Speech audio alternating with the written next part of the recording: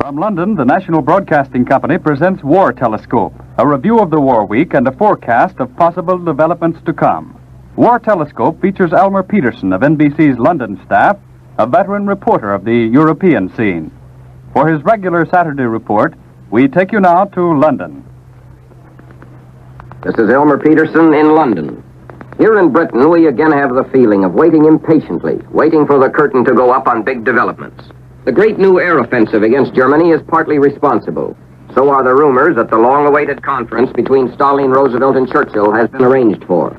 Also the belief that new blows of some kind are about to fall on one or more of the weak points of Hitler's European fortress, somewhere along the tremendous coastline which the Germans must defend. It's a situation which sees British public opinion and attitude in a curious state at the moment.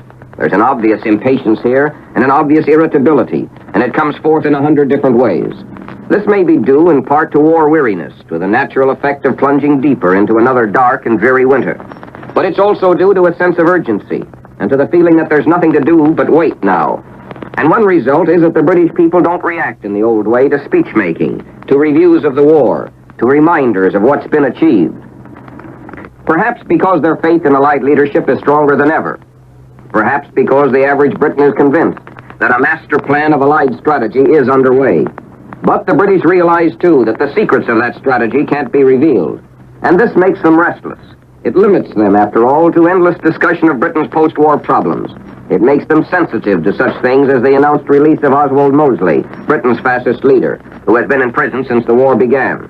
It makes them more easily irritable in their personal relationships. All told, the public mood here, therefore, is a strange one at the moment. In his own way, the average Briton now feels that the time has come for a great concerted blow at Germany, a blow to break down German organization, cause military and political upheavals that can end the war promptly. But he's come to realize, too, that these blows are still in the making, that German organization is still basically intact, that the Germans are, in their way, not doing too badly in their fight for time. The average Briton also has come to regard reports of weak German morale in a more skeptical manner of late. So what we have here now is a curious marriage of confidence and recognition of realities. What hopes the British do have for a quick end to the war, they're pinning more and more now on air power. These hopes rise and fall. Today, with the reports of a new air offensive against Germany, these hopes have gone up again. For one thing, the new air offensive, on a scale never before achieved and despite winter weather conditions, has done much to give the British a new feeling of action. It's some compensation for the disappointment over the loss of the island of Leros, the delays in the land campaign in Italy. It's a new demonstration also of the extent of Allied planning and preparation. For these are times here in Britain when you find yourself quite convinced that air power from the West, working with land attacks in Russia, may do the trick.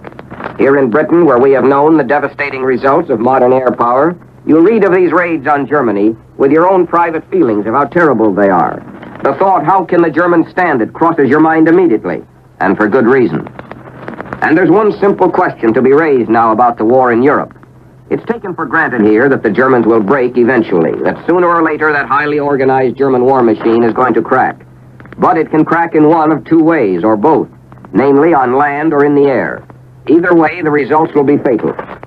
In fact, a solid view of the war in Europe is that it's being fought in the main in two elements, on the land and in the air. What the British Russians are doing on land is in its way no more effective than what these tremendous fleets of Allied bombers are doing from the skies above Hitler's tormented people. Yesterday, as example, a solidly built, competent airman gave correspondents here in London his version of the air war against Germany. That airman was Major General William E. Kepler, Chief of the 8th Air Force Fighter Command. His view is that Allied air forces already have defeated the German High Command's aerial strategy. He predicted that the air attacks on Nazi Europe will go on until German industry and resistance have been completely shattered. And he made these statements with a quiet confidence that was impressive, with the same sort of confidence you get from the men here who speak for the RAF.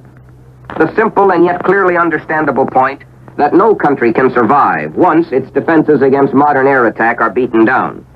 The Germans know this, and they fear it. That's indicated by the manner in which they have been withdrawing fighter planes from the Russian front. And we are obviously about to see a gigantic new attack on Germany from the air, an offensive to strike simultaneously and in great strength at several targets, in order to confuse the German defenses and render them impotent. The important question is, however, how long will it take for Allied strategy by air, on land, by sea, to break down German wartime organizations? On this point, there's far less optimism here in Britain now than a few months ago. For no matter how you twist and turn the arguments, it's clear that the Germans are still fighting. They still retain a good measure of ability to organize their war potential and their defenses. In this, they have the advantage of a preparation for war that began many years ago. And today, the Germans, it's realized here, are profiting by that careful preparation. It's evident in their retreat from Russia, in their ability to organize a successful offensive in the Aegean, in their ability to deal with the German civilian population. There's a limit to this, of course. For the trouble with the German war organization is that it's so complicated, so finely drawn, so dependent on forceful measures, and so exposed to attack now, that a sharp break in any direction can spread quickly. It has no reserve power. But you can find plenty of examples that it's still good. Here in Britain, as example, there's a great deal of conscious pride on the part of public health officials. Despite the rigors and hardships of war, the British are healthy. There have been no wartime epidemics. But the same is true in the main of Germany today. The German people are still being fed. The great raids on Germany have not been followed with severe epidemics. The Germans have faced and are facing really colossal problems in evacuation of cities, care of homeless, treatment of casualties. Whether they can continue to manage this is one thing, but so far they have managed pretty well, due to their ability to organize, an ability that can't be denied. The same holds true in many other fields of activity. The way in which the German Luftwaffe is husbanding its fighter strength, for example.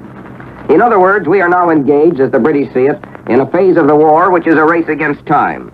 A race between the ability of the United Nations to get organized for the final blows and the ability of the Germans to keep their organization.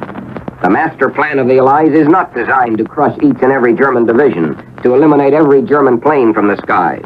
It is designed to wreck the basic organization behind those divisions and those air fleets. A raid on a Luftwaffe repair base in Norway is as much a part of this strategy as a raid on an airfield in Greece.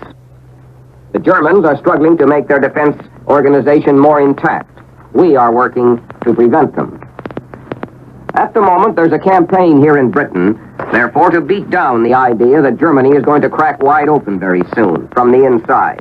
It's still granted here that anything may happen, but it's being pointed out that the great mass of the German labor force is working as hard as ever, even harder in some respects, and despite the fears of the German people for the future. It's pointed out that Germany is still getting a fairly steady flow of basic raw materials, that they still maintain their production of coal and steel. They still manage somehow to keep their transport going. It's a matter in which the Germans will lose in the end, for unlike the Allies, their war production is being interrupted. But they haven't lost yet. What we have yet to prove is that we can gain and sustain enough pressure on Germany by land and by air to prevent the Germans from pulling together the loose ends of their defense plans. For in war, time is never on your side. And this is something that the average Briton is getting very conscious of now. It helps explain perhaps the definite feeling of tension here these days. It's why the British are so conscious of the delay in Italy, why they wait for a solution to the Lebanon crisis, why people here hope that the next few weeks will give us a clearer picture, clearer than we've ever had before, of how long Germany can withstand the combination of Russian land offensive and Allied air attacks from the west and south. Now, predictions are difficult, but the weeks that remain before the end of this year should see a new flurry of peace feelers from Germany. To some extent, these peace feelers will be no more than scheming and camouflage, an effort to deepen the impression that Germany is cracking in hopes of winning more time. But some will be definite approaches, in the hope of finding out what terms the Germans can expect. For there are German interests in military and industrial circles especially, which are very much alive to the danger of a Germany not only defeated, but reduced to chaotic internal conditions as well. The German argument is going to be simple enough, namely that a definition of terms in advance of unconditional surrender will prevent sacrifice on both sides. To back up this argument, the Germans want to be able to point to improvements in their ability to fight on, and their ability to inflict damage on us as well. And the basic reasoning and method of the Germans here will turn out to be simple enough, it's felt here in London. They will try to demonstrate that they can stay organized despite all the punishment we can deal them, and that they still have some cards to play. And their actual peace moves may be nicely timed with some solid blows by air or by new weapons against this country. What the Germans undoubtedly hope for, above all else, is that they can smash an Allied invasion of Western Europe, possibly, according to neutral sources, through use of new weapons such as giant rocket guns. And there's no question here but what the Germans are getting ready to counter such an invasion. They're saving their planes for it. They're bringing back equipment from Norway. If necessary, they'll abandon Norway and Finland. In fact, their plans here may already be underway. If the Germans have a gamble left, it's that of proving somehow that their fundamental organization for war can operate for a long time to come. It can't. It may break at any time, for reasons the Germans can't control. But the Germans still hope for an Allied fumble within reach of the goalposts. Indirectly, this raises the great problem of what sort of a post-war Germany we're going to see develop out of this war. The new European Advisory Commission will begin operations here shortly. Among other things, the Commission undoubtedly will consider the question of what to do with Germany after the war, how Germany is to be governed, what sort of reparations are to be expected, what role post-war Germany will play in European trade, what's to be done about restoration of property. These are problems which will be difficult or easy, depending on how much confusion develops inside Germany after the surrender, how much civil war and strife develops all over Europe for that matter. Germany must be defeated on the basis of unconditional surrender. But this doesn't eliminate the problem, as one sees it here, of getting Germany to quit in a condition where reconstruction will be as simple as possible. Among other things, there's the question of post-war Germany as an economic unit in relation to other countries. This is something which needs a great deal of study. Either Germany will produce for years to come to pay reparations, or Germany will have some share in international trade. Either way, great economic adjustments are necessary. So much so that a United Nations Economic Conference may be advisable. There's some indication here that plans for something like this are being considered for next spring, in an organized effort to get together on such questions as international currency, and to prevent a race for economic advantage which may rob victory of its purpose. The British, it's clear, would welcome something like this, especially to get a better picture for themselves of American post-war trade policy.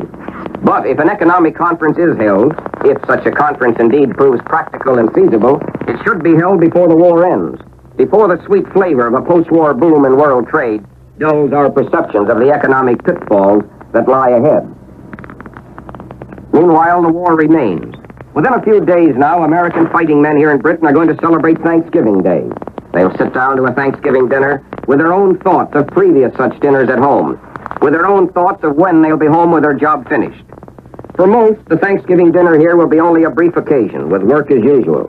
In their own minds, these American fighting men, as you see them here, are confident about the future, largely because they have confidence in themselves, but also because they sense the general feeling of basic confidence here in Britain. Then, too, they feel that they are going to be taken into battle on the basis of a well-prepared and well-thought-out plan of attack. 4 years of war can, after all, produce a great deal of experience in war, a great fund of accumulated knowledge about war. And here in Britain, that experience and knowledge is now being applied to a final master plan. There's a great pooling of information going on here, and this much can be said. When the final attack on the continent comes, it's going to make full use of what's been learned in other theaters of war. What remains is a matter of timing, the vital question of how best to break the German defenses, whether on land or in the air. This is Elmer Peterson in London saying goodbye on this program until this time next week. You've been listening to War Telescope, a weekly report on the war as seen from London by Elmer Peterson, NBC's veteran observer in the British capital.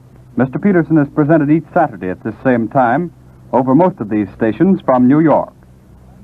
This is the National Broadcasting Company.